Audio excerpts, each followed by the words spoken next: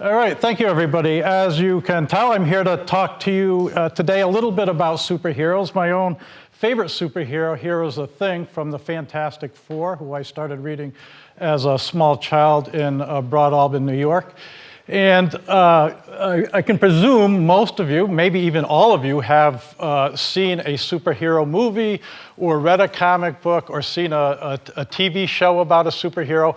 But I want to encourage even more watching and reading and playing of superhero games, movies, and comic books. The occasion and reason for me wanting to give this talk goes back to last year when Stan Lee, who was responsible for so many of the great superheroes we watch in the cinema and on TV, passed away. And only 5 days after Stan Lee passed, Bill Maher, who is somebody I normally respect, he's intelligent, he's funny, he's similar to some degree politically than I am, and yet at the same time he posted this blog on his real-time website where he dismissed not just Stan Lee, which was a bit disrespectful considering the timing, but all of the people that watched Stan Lee-oriented movies about superheroes. And his argument was that watching and the popularity, the incredible popularity, Avengers Endgame, as you know, is the most popular movie in the history of cinema, that watching so many superhero movies is a symptom of cultural decay, according to Mr. Maher. And he uses the term adulting to characterize those of us that like superheroes. In other words, if we're adulting, although we're chronologically adults, we're really suffering from some kind of arrested development, and we're really just teenagers who don't want to grow up, and we're pretending to be adults. And so preoccupation with superheroes is not wanting to grow up and be responsible and deal with real important issues of the world, which presumably he is doing on his show. Well, I'm going to show you that that's quite the opposite. And I won't take the time to go to these links, but I'll just point them out as a contrast to different ways we can think about his own definition. One is himself, Bill Maher, in this photo is at the Playboy Mansion, which is fine, I have nothing against it, with Hugh Hefner's son. But I find it a little bit ironic that somebody who calls going to a superhero movie a childish and juvenile spends so much of his free time at the Playboy Mansion in pajamas. That's speaks for itself, I guess. And then underneath that, which you can Google yourself, are the numerous tributes paid to Stan Lee by people who have benefited from his creations, and there are so many of them. Robert Downey Jr., Gwyneth Paltrow, Scarlett Johansson, Samuel Jackson. There's just a tremendous amount of people who paid respect for him. And so we cannot really say that these people are adulting, that they're stuck in some kind of juvenile world. These are people at the very top of their profession who have celebrated the message that these superheroes bring us. And so what I'm going to do in the next few minutes is explain a contrary point of view, and that is that, in fact, I think, as opposed to adulting, superheroes represent what I want to call childing, which, again, is an awkward term, but it's just to be consistent with his equally awkward term, adulting. And childing is just the opposite. It means that as adults, we are in touch and return to a sense of childhood, imagination, wonder, and experience as adults, and that in fact is what we need to do more of. And the first example I give of that is Ta-Nehisi Coates, who, as you know, won the National Book Award for his memoir, Between the World and Me. And in this interview with the New York Times, he talks about his work in, quote, highbrow elite culture, the kind of culture that Bill Maher likes to participate in. He's a regular contributor to the Atlantic magazine, which is one of the big intellectual magazines in the country. But at the same time, he's writing the Black Panther comic book, A Nation Under Our Feet. And his point is that he does not see these as a contradiction. He sees them as a unity, a part of the same thing, if they reinforce each other.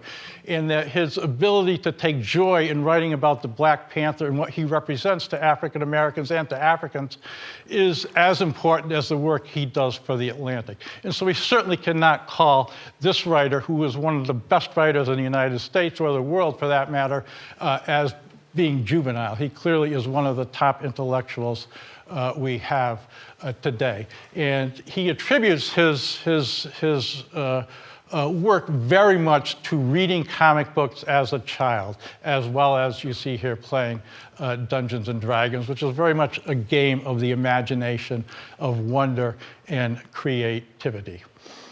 So given that as a background, I'm going to give you what I think are some of the main purposes superheroes serve for our culture, United States and globally, and then what they represent in terms of possibility, and then just some of the personal pleasures that I get out of them. So I'm going to start with the introduction of Spider-Man in 1962, Amazing Fantasy number 15, where Stan Lee introduces a teenager as a superhero. And keep that in mind, the importance of teenage superheroes and what that says to our own youth today. Well, the very last panel of this comic book is where Stan Lee states these words, which we all know: with great power must also come great responsibility. And so that really is a message we all need to listen to, including Mr. Maher, who in the case of this blog didn't.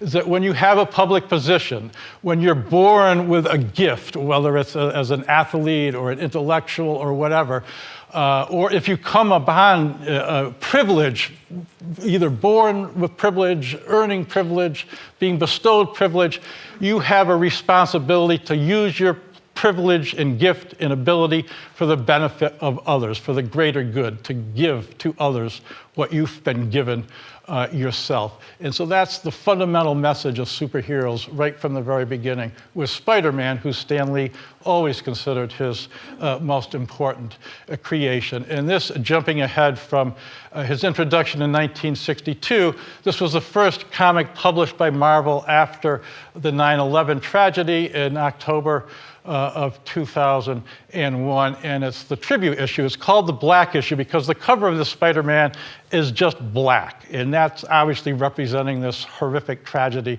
that happened in New York City. And this is the very last panel, and so you can see here the superheroes of the imagination are very much a part of and integrated with the real heroes of everyday life, the first responders, the EMTs, the military, the police officers, the firemen, and the various volunteers that helped the rescue mission down at the World Trade Towers. And so the message here, as you see, is stand tall, that superheroes represent that, to stand tall and to work together as a team, as a group, with no sense of hierarchy, really. Okay. From Spider-Man, we can go to the very first Superman, which was written and drawn, again, by teenagers in a high school in Cleveland, Ohio. And Superman, 1938, the first and kind of archetypal superhero. A lot of people don't know some of what he did in these early issues. And I'm just picking out this one series of panels where he's intervening in a political intrigue. And the message Superman is giving here is that it is essential, again, as a representative of Congress or somebody involved in public life, that you need to conduct yourself with responsible behavior, to be ethical, and to be honest. And so he is, in this case, interrupting a kind of a situation of graft and intrigue and immoral kind of unethical conduct. So right from the very beginning, Superman is representing doing what is right as a public a servant, which is what politicians are and should be, and are not quite sometimes often enough living up to that expectation. So he's there to try and assure that. Another great example is the X-Men, invented by Stan Lee and his colleague, the artist Jack Kirby.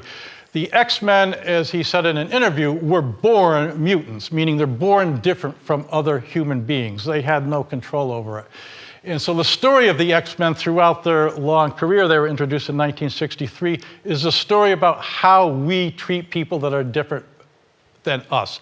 So it's really an allegory for treating the other, whether that is whether the person is other because of their sexual orientation, their race, their ethnicity, their religious beliefs, their disabilities. All of that is subsumed under the term mutant or mutie.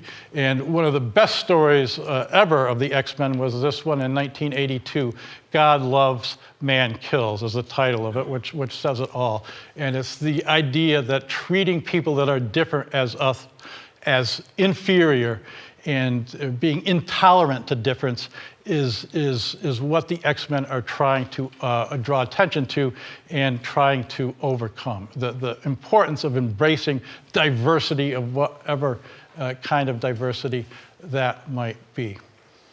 And then we go here to Superman's cousin, Supergirl, and this is from last year's TV program.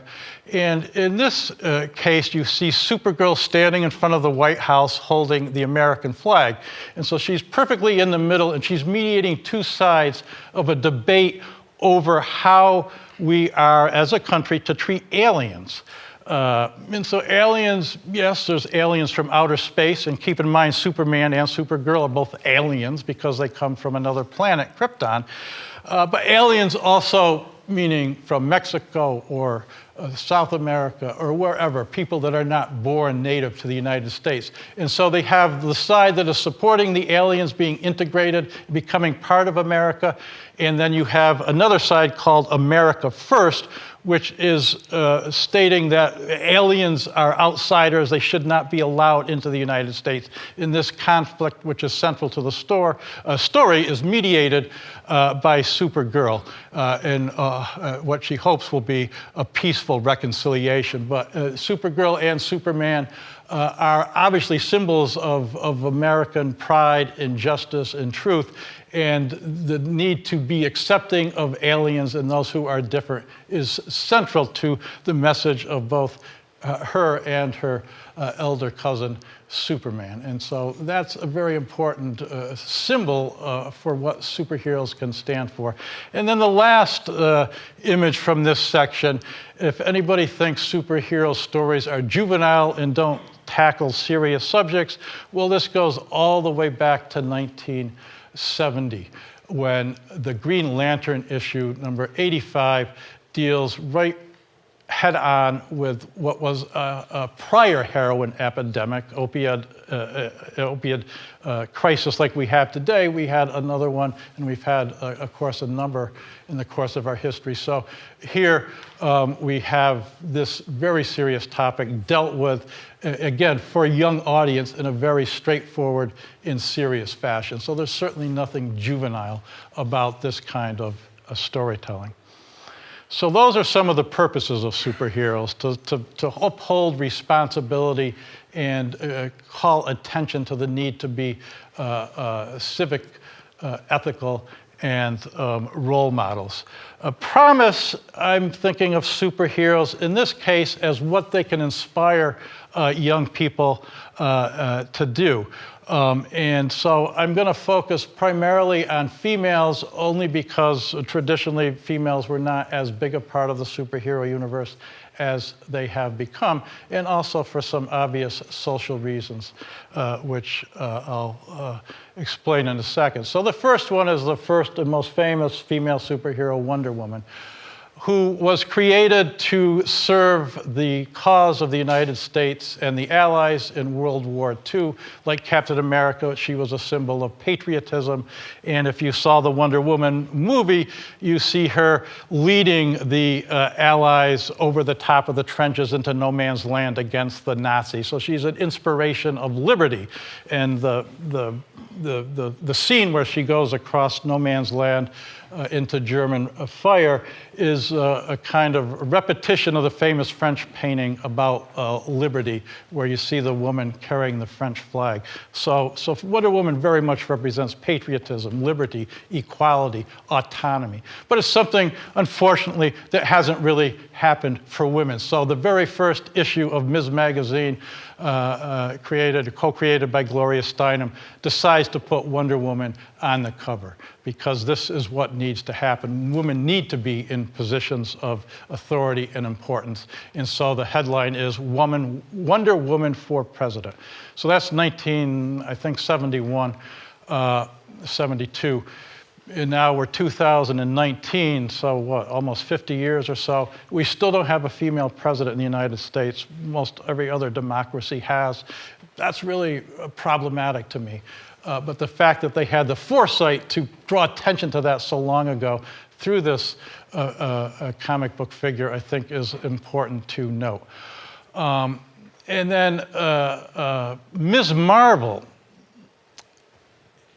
as you can see, the Ms. part of Ms. Marvel is also a direct acknowledgement of Ms. Magazine. The idea of Ms., as you I'm sure know, originally was that women are autonomous. They're not property of the male. They're not an appendage of the husband, but they're independent and autonomous beings on their own. So Miss Marvel, in her first incarnation, 1977, is Carol Danvers. So she's presented, again, as a strong, independent female, a warrior. She's an airline pilot. Again, this at a time when women's roles in the military were very, very peripheral. You certainly didn't have them in a fighting pilot position. So again, comic books are way ahead of their time in being a symbol of strength for women and for young people in general. And then the more recent Ms. Marvel is a teenager like Spider-Man. She's in the comic books a friend of Spider-Man and possible love interest on and off. She's from Jersey City. And her name is Kamala Khan, and she's Pakistani-American, her parents being from Pakistan, and she's Muslim. And so her story is very much about representing minority youth and empowering minority youth. And her superpower, so to speak, is called embiggerment, which has now become part of the language. And this is kind of like Popeye, you know, she enlarges her arm when she goes into a battle, so to speak. But she has now been adopted by teenagers across the world as a symbol of strength for young people and of protest, so that when Muslims are discriminated against for whatever reason, they use her as a symbol of protest and defiance, that they deserve to be included like every other faith in the common culture. And so you can see clear parallels here to somebody I would call a real-life superhero, Greta Thunberg from Sweden, who's a teenager speaking at the United Nations. And what is she doing? What Stan Lee said Spider-Man needs to do is to be responsible and to call people who aren't responsible to their true duty to be responsible. And so she's speaking up because the adults, the world leaders at the UN, who are supposed to be doing something significant about climate change, are not doing enough. And so she's there to tell them they need to, because the world they're leaving her is not a world she really wants to be part of, because it is a world that is not going to survive that long if the adults do not act in a responsible fashion. So now you have teenagers taking the responsibility for the future into their own hands, which is really pretty amazing and ennobling in my mind. And then we have a real-life Miss Marvel, who is from, of course, Pakistan and won the Nobel Prize as a teenager. So that is, to me, quite remarkable what she's done for girls. And then the last one, the most recent one, the movie Captain Marvel. And Captain Marvel was kind of reimagined by a female writer, a really, really excellent writer, Kelly Sue DeConnick. And as you can see how she represents Captain Marvel, a little hard to read there, but her tagline, so to speak, is higher, faster, further. That the female superhero is even more than Superman, that she is the true leader of the Avengers. So that's a very inspiring message for young girls. And then the last one, is a comic book, primarily now in digital form, about a Indian superhero girl who rides a tiger. And her mission is to reclaim girls from India who have been sold into brothels at ages 12 and 13. And dealing with sex trafficking. So again, comic books are not childish and juvenile by any stretch. And so then, in this last section, not to end on such heavy notes, I'll say some of the pleasures that I have got from comics. So on the left is an old spinner rack. They are not used anymore, although they're apparently making a comeback. This is where I bought comics as a small child in Broadalbin, which is about an hour's north of here. I went to a variety store called Deneure's, and the most exciting day of the week was Tuesday when the new comics came out. And that's how I learned to read. No, I did not pay much attention in formal school. I was disinterested and bored, but I read comics voraciously. And it did me well because now I teach about comics and write about comics. So I think as the director of the Albany Library said, comics are an ideal way to teach literacy, and not childish literacy, but very sophisticated literacy, which I like to think I also read and teach. And here is a really great example in Brooklyn, a comic book store called Loot, which was developed by a clinical psychologist. And here, kids can rent comic books if they don't have money to buy them. In my day, they were 12 cents. Now they're like $5. So you can go there and rent comics and then bring them back. But not only that, the space itself, this is just one shot, but there are all kinds of crayons and colored pencils and stuff. So kids go there and they make their own comic book, and then he will then put them on display. So it's really a haven for creativity for young kids of all economic backgrounds. Then another example are students at the University of Dundee in Scotland who also, as part of their program, make their own original comic books, and they're published through an imprint at the University of Dundee and made public. And this is just one example of their own original superhero who is dealing with how people with disabilities are treated in such a negative fashion. So again, it's drawing attention to an important social issue, and it's empowering to people who have disabilities, and also empowering to the students who write and draw them. And then finally, I'm going to conclude with my what I would consider the best definition of childing and the best response to Bill Maher, if you want a serious response. And this is from the great German philosopher Friedrich Nietzsche at the end of the 19th century. In his great book Zarathustra, the section called The Three Metamorphoses. I just read one little section. 3 metamorphoses of the spirit do I designate to you, how the spirit becomes a camel. So that's the first stage, where you take the responsibility of the world on your shoulders, this heavy burden, and have to deal with that. Then, if you're successful, which not everybody is, you become a lion. You're free. You have broken free of the chains and the duties and the responsibilities that are placed on you. And yet that isn't the highest, though. It's not the lion that's the highest, it's the child that's the highest. It's going back to childhood and being in touch with your childhood, which is the highest level of transformation. And why is that the case? Because the lion is free, but he's free in opposition to the rules and policies that are already in place. The child, there's the last stage, is creating his or her own world. And that's why he uses the metaphor of a self-rolling wheel, a first movement.